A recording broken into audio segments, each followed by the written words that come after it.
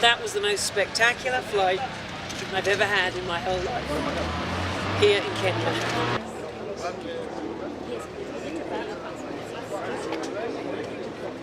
I think this is a great tribute to Mary Heath. I think she was astonishing what she achieved. You know, she was an amazing woman, a very strong woman, and she was very consciously doing it to show that women, you know, were equal and could do these things. And the courage, I think, involved with that. I mean, look, I have a load of support. Everywhere I go, I have huge help. On the other hand, she did not have bureaucracy. She did not have the politics. She could just get into her aeroplane, put a bit of fuel in. She could put motor fuel in her aeroplane and leave whenever she liked. So she had amazing freedom. I don't have that freedom to do that. Oh, 30 years. You know, I had my first flying lesson at 16. I'm now 51. I'm an old bird now. But I got seriously stuck in my early 20s when I was 21. So when I started working, I just chipped away at it. I could afford to fly once a week. So I did a private license, a commercial license, then I instructed. But very early on, I got into flying old aeroplanes like this, and then it was just a love affair. I never wanted to fly anything else. So this is really a hobby now. I don't do this for a living. I do fly at air shows in England, and I'm based with a very historic collection there, which has the oldest flying aeroplanes in the world. So I'm in good company. No, my family think I'm mad. They think I'm mad. They think I'm bonkers, I think.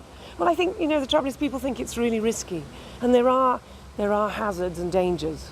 I can't ignore that. But, you know, I've been flying a long time. I love Africa. You know, I've had a fixation about Africa all my life. So this is the dream project.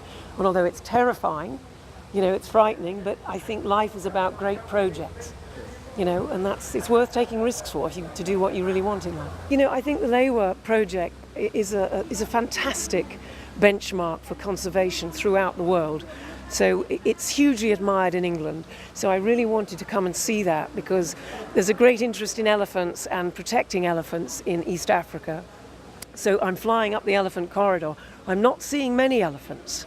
And of course that's worrying. That's the problem, isn't it? But I've been very low over the game when I can be. So yeah, I'm passionately interested in conservation and animals. So that's a big part of the trip too. Oh, I think the weather.